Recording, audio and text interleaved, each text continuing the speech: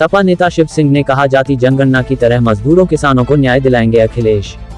मध्य प्रदेश के रीवा डभौरा में 1 मई 2025 को समाजवादी पार्टी के सिद्धांतों विचारों को आगे बढ़ाने सपा सुप्रीमो अखिलेश यादव के निर्देशानुसार सपा के प्रदेश अध्यक्ष डॉक्टर मनोज यादव के मार्गदर्शन में मजदूर दिवस अवसर पर सपा प्रदेश सचिव जगदीश सिंह यादव के नेतृत्व में विधानसभा सिरमौर 68 पनवार में मजदूरों आदिवासियों किसानों की विभिन्न समस्याओं जैसे पट्टे की भूमियों को खसरे में दर्ज कराए जाने, भूमिहीनों को भूमि दिलाए जाने, मजदूरों की मजदूरी बढ़ाए जाने, मजदूरों को पेंशन, नहर से वंचित गांवों को नहर से जोड़े जाने आदि विभिन्न मुद्दों को लेकर मजदूर किसान महापंचायत का आयोजन किया गया।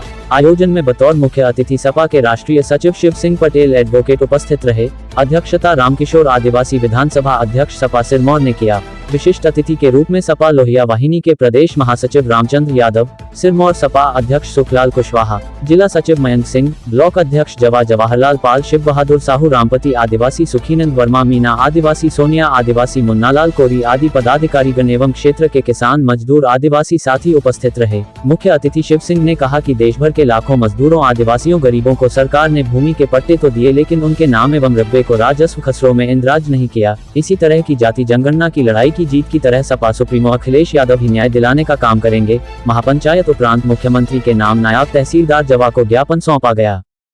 कि पूरे देश का जो आदिवासी गरीब समाज है, उनको जो सरकार ने पट्टे दिए हैं, उनके आज भी उन पट्टों की जो ज़मीनें हैं जहां पर वो निवासरत हैं, खेती कर रहे हैं, उनकी ज़मीनें आज तक राजस्व रिकॉर्ड के खसरे में दर्ज नहीं हैं।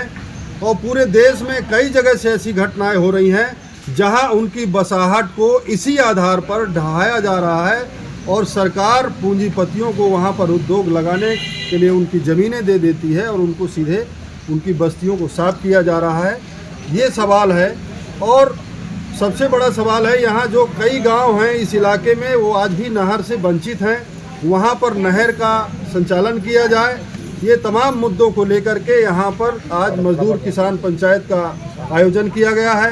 पावर प्लांट का मसला है और बहुत सारे गांव और ऐसे हैं जहाँ पर तमाम नागपुर से कंपनियां आईं और औने पौने दाम में यहाँ पर उनसे एग्रीमेंट किया और कहा कि हम यहाँ पर प्लांट लगाएंगे और यहाँ पर विद्युत का वहाँ पर उत्पादन क्षेत्र बनाएंगे, लेकिन वो ज़मीनें भी बाद में वो कृषि क्षेत्र में बेच करके वो चले गए। उनके खिलाफ भी धोखाधड़ी का मामला दर्ज किया जाए। इन सारे सवाल को लेकर के हम लोग यहाँ पर आज उपस्थित हैं। सरकार को चेतावनी भी है, मुख्यमंत्री जी के नाम ज्ञापन भी है कि तुरंत यदि निराकरण नहीं हुआ तो फिर से समाजवादी पार्टी जिला और प्रदेश स्तर पर आंदोलन चलाने का काम करेगी।